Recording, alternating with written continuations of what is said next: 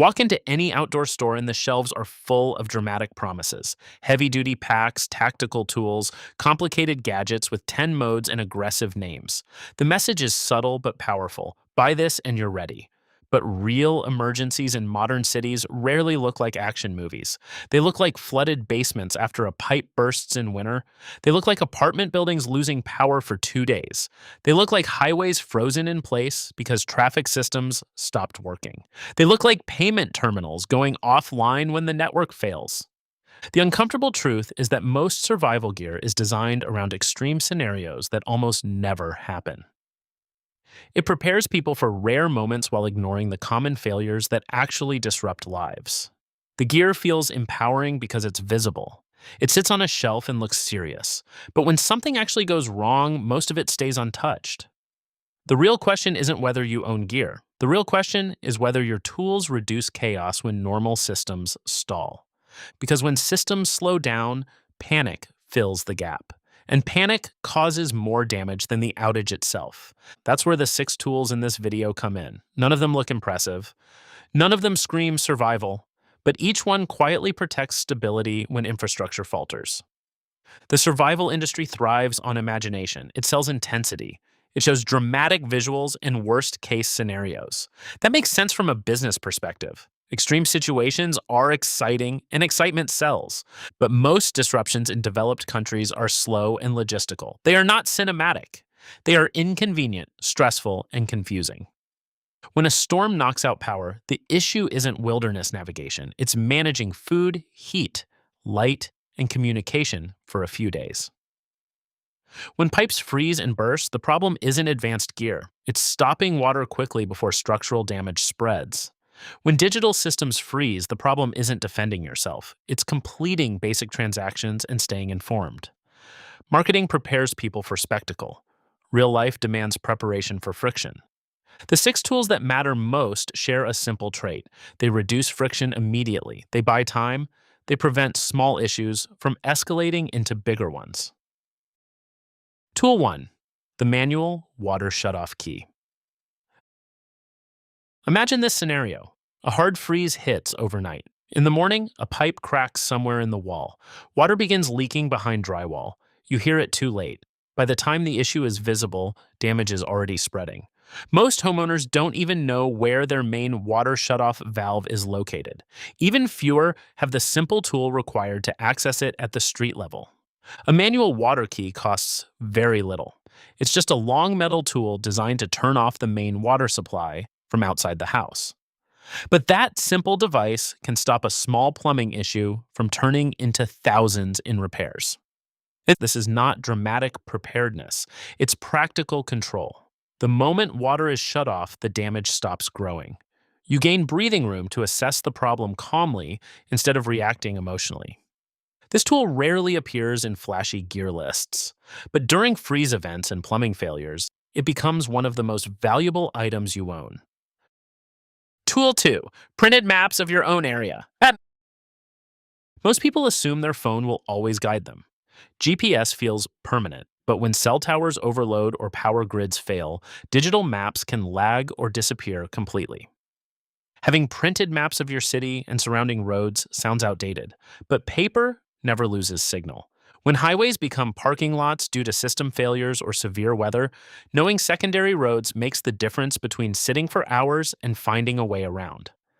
When bridges close unexpectedly, paper maps reveal alternatives instantly. This isn't about wilderness survival, it's about mobility during urban disruptions. When thousands of people follow the same digital directions, congestion multiplies. Paper gives you independence from that herd movement. Mobility equals options. Options equal safety. Tool 3. Small denomination cash. Most transactions today are invisible. Tap a card, swipe a phone, approve a transfer. It feels seamless until the network pauses. During major outages, card terminals often fail first. Gas stations can't process payments. Small stores switch to cash only. ATMs go offline quickly if power stays down. Having small bills stored safely at home allows normal transactions to continue when digital systems stall. It removes friction at the worst possible time. This is not about hoarding, it's about flexibility. Cash provides a bridge when electronic systems are unavailable. The difference between being stuck and being able to purchase fuel, food, or transportation during an outage can come down to something as simple as having physical currency ready. Tool 4, a reliable power bank. Modern life runs on phones. Phones hold contact numbers, maps, news updates, payment access, and emergency communication. When battery levels drop during outages, anxiety rises fast. A high quality power bank that stays charged acts as a buffer. It extends your ability to communicate and gather information without scrambling for outlets. The key is discipline. Keep the power bank charged regularly. Don't wait until a storm warning appears to remember it exists. Information reduces panic. Panic causes mistakes. A simple battery pack can preserve clarity when power grids go quiet. If this practical approach to preparation makes more sense than dramatic gear collections, subscribe now. This channel focuses on real world readiness, not fantasy. Tool 5, work ready clothing stored separately. When disruptions happen, most injuries occur during cleanup. Broken glass, scattered debris, flooded floors, damaged furniture. People rush in wearing normal clothes and get hurt. Having durable boots, thick gloves, and protective outerwear stored in one easy to access place prevents unnecessary injuries.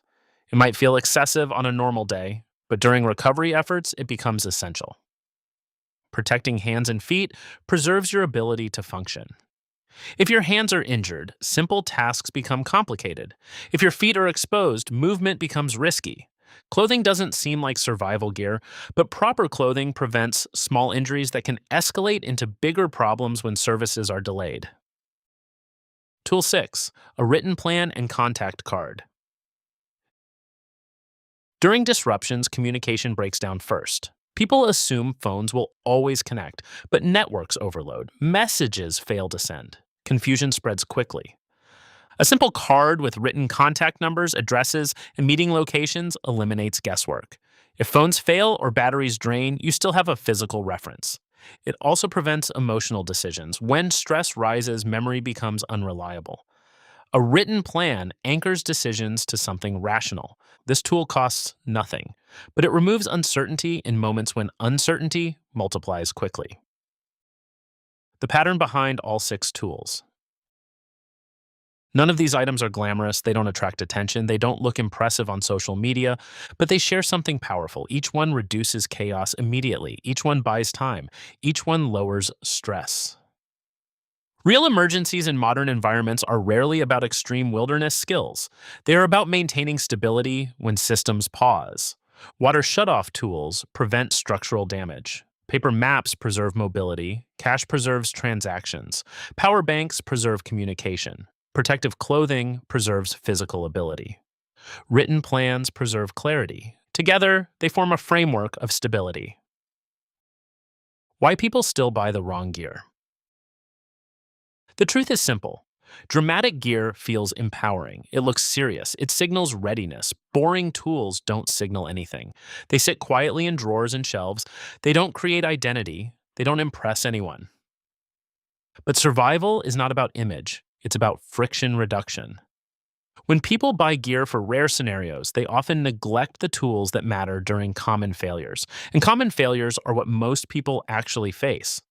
If a major outage hit tonight and services slowed for several days, which items in your home would immediately reduce chaos? Which tools would actually protect mobility, communication, and stability? Not which items look impressive, not which ones make you feel prepared, which ones keep life functioning.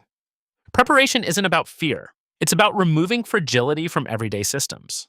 In the comments, share the most boring tool you own that has proven useful during a real emergency. And watch the next video where we break down the survival gear that fails first when tested in real situations, because sometimes the simplest tools quietly save the most lives.